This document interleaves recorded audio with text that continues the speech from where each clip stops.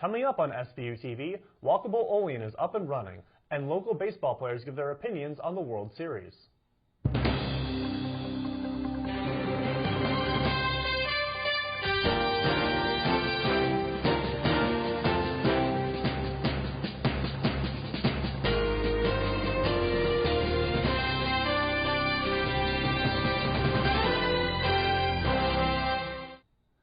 Welcome to SBU TV. I'm Nate Discavage. And I'm Chris Gilbert. The constant construction is finally out of downtown Olean, and the city's mayor couldn't be happier with the results. The Walkable Olean project is completed, and Mayor Billy Aiello couldn't be any happier with the final product. It's been a very successful project. You know, there's been a lot of controversy over the roundabouts. We took out 5 red lights and put in 5 roundabouts on Union Street here. We had to design Wayne Street roundabout and the Main Street roundabout so the Dresser could ship their trucks. And that was done in such a way, we're working with Dresser, who was on board, you know, every inch of the way. The project achieved its goals it set out to do when it was first proposed in September 2011. We needed the infrastructure, the new road, and as part of that project, part of the money that we got, we had to put the roundabouts in and bike lanes. So that has all that goal has been met. Even though the Walkable Olean project is completed, Mayor Aiello says that downtown Olean isn't done growing just yet. Put in for a permanent farmers market, and we've selected a site near the tracks on North Union Street. So we need a new city garage. The one that we have now is deteriorating and needs major workup. So we thought it'd be a good idea to free up that land for development in our downtown area and then move the city garage to another location. So we've got grants in for that. If we're successful in getting them, then we'll move forward with those projects. Aiello, who was born and raised here in Olean, is overjoyed with the success of the project and can't wait to move forward his hometown even more. For SBU TV, I'm Chris Gilbert.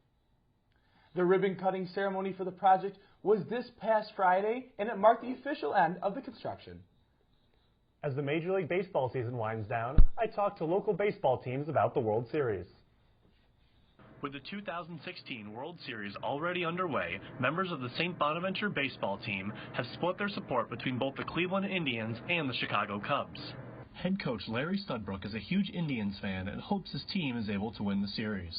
I would like the Cubs to win a World Series too, just not this one. When they lost their number 2 pitcher and their number 3 starting pitcher, they shouldn't have beat the Red Sox and they swept them. They shouldn't have beat the Blue Jays and they beat them 4-1. Scott Yerge, a recent transfer to St. Bonaventure, is such a huge Cubs fan that he actually left before we were able to do our interview to go to Game 3 in Chicago. Yerge grew up about a half an hour outside of Chicago and has been a diehard Cubs fan his entire life. He said that he believes the Cubs will sweep the next 3 games and clinch the World Series at home on Sunday. Junior Cole Peterson, an Indians fan, sympathizes with the Cubs' playoff drought, but that won't bring him any closer to rooting for them.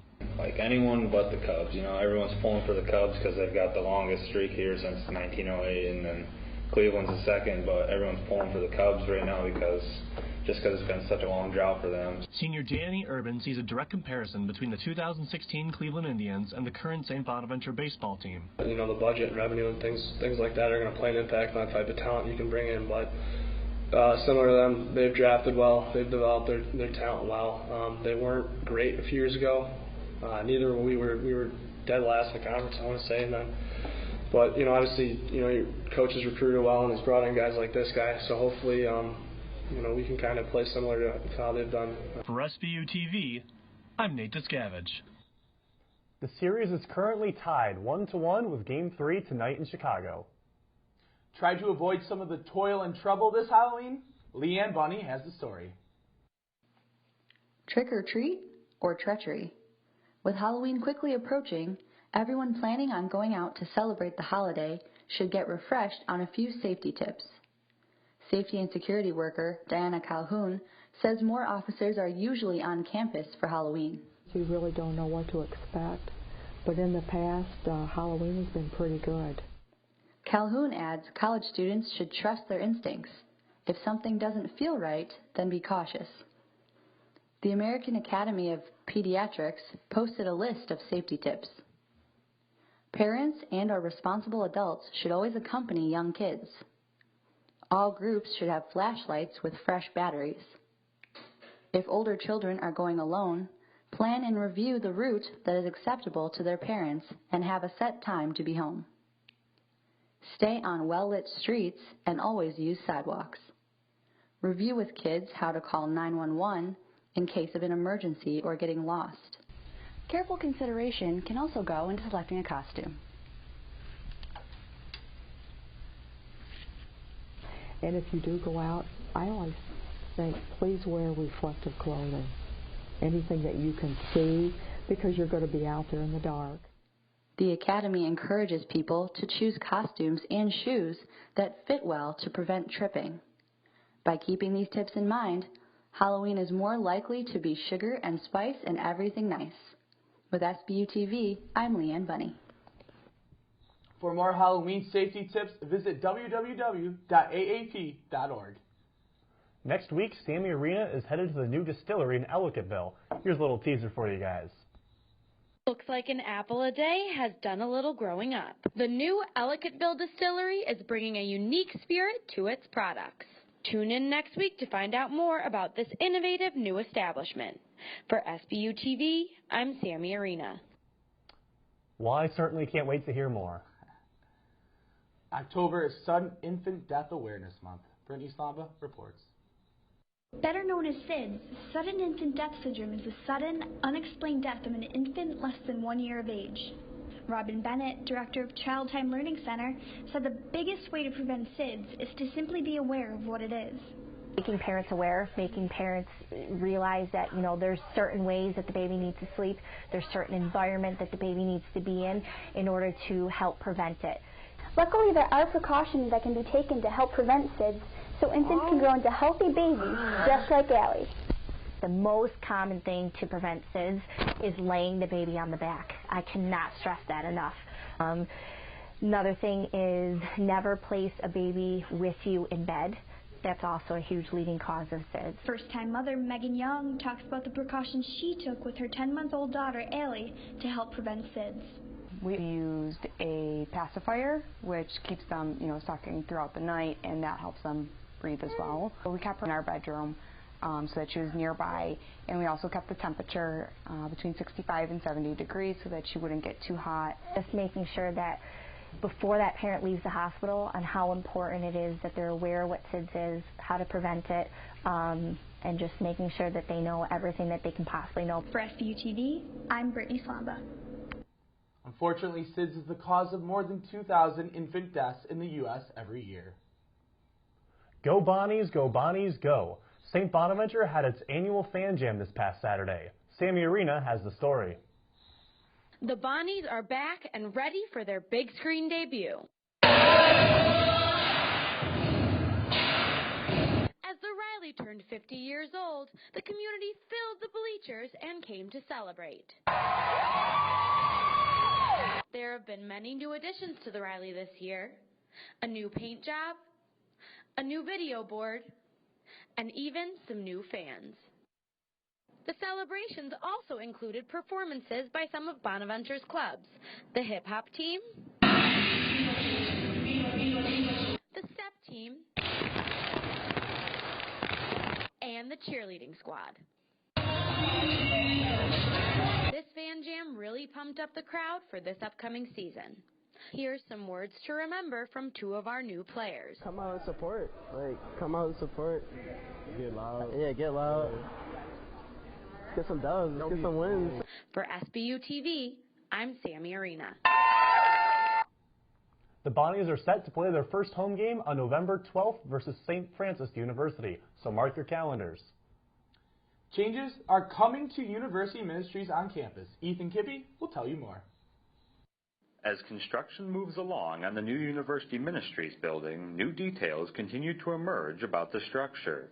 Executive Director of University Ministries, Father Francis Spigno, says the McGinley-Carney Center for Franciscan Ministry will remain dedicated to Catholic causes and images. In the front of the building there will be a sign that says the McGinley-Carney Center for Franciscan Ministry, and juxtaposed to that will be this Tau cross. However, Spigno says University Ministries needs to serve people of all faiths. We have people of other faiths that want to be connected to their faith. And yes, part of our ministry is also to be aware of and care for them as well. Spigno says a room in the new center will be non-denominational and allow people of all faiths to practice as they see fit. The Interfaith Prayer Tower is our opening and our exposure to people of other faiths. It's not that it means that Catholics and Christians can't worship in it, and we will, but it is a space that is open to people of all faiths. As for the Merton Center, it's just been moved, Spigno says.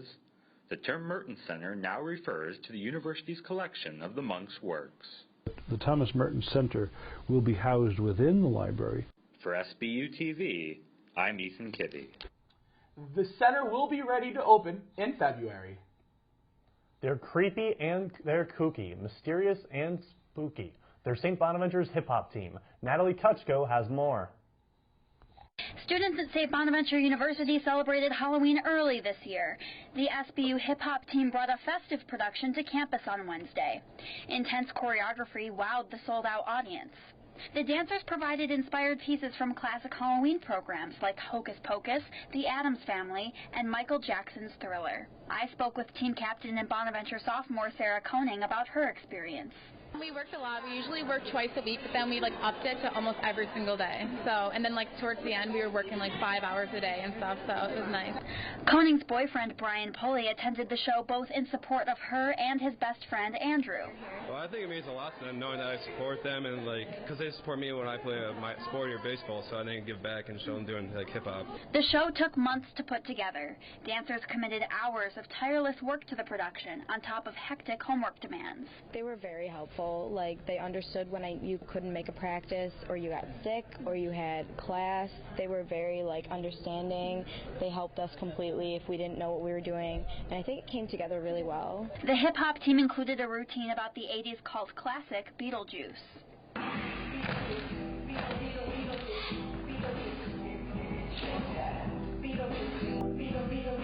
And another dance inspired by the 70s horror film Carrie.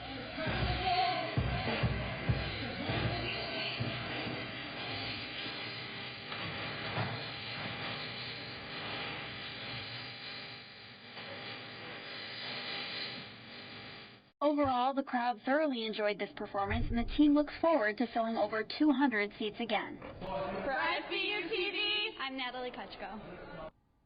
The hip-hop team plans to perform at basketball games throughout the season, with special appearances and shows at the Quick Center for the Arts. Find out what everyone's been buzzing about recently on campus? Katie Brown has a story. This week, St. Bonaventure's Latino American Student Organization, also known as LASSO, sold pure wildflower honey, raising roughly $300 in revenue. Mark Phillips, HEOP academic specialist, donated his locally grown honey to LASSO based on the club's convictions. I think it's a worthwhile organization. It promotes pride. It's an educational organization, and it does that in a time when there seems to be a lot of bigotry toward Hispanics. The honey was so popular that LASSO sold up to 70 jars over the past few days, sometimes even selling out. At $4 a jar, that's quite a profit. This is good honey. I mean, it's local honey. It's wildflower honey. It's not over-processed, just filtered and bottled. It's kind of a unique honey to pick. It's hard to get this unless you go right to a beekeeper. I think that's why. For SBU TV, I'm Kathryn Brown. 100% of the proceeds went to LASSO. For more information about the honey, visit Mark Phillips in room 209A in the Riley Center. So, Chris, you ready for Game 3 tonight? Oh, yes, I am, my friend. Oh, yes, I am. Go Cubbies. Go Indians. It's so crazy that we have two rivals sitting next to each other today. Yeah, well, we'll see how it goes. But that's all for us here today at SBU TV. To see any stories you may have missed, check out our YouTube channel. I'm Nate Discavage. And I'm Chris Gilbert. Stay tuned for the Wolfpack Report coming up next.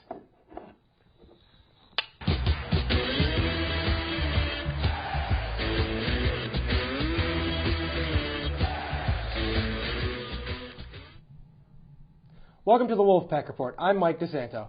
And I'm Ryan Conhan. Today I'll be speaking with my younger brother and freshman soccer player, Aiden Conhan. And I'll be talking with women's swimmer, Devon McFadden. We'll be right back. Welcome back. Today we are joined by my younger brother and freshman soccer player, Aiden Conhan. Aiden, thanks for joining us today. Thanks, really appreciate it. So, how did you end up here at Bonaventure all the way from Manalapan, New Jersey? Well, I've been immersed in this Bonaventure culture for years now. My uncle's a graduate of here.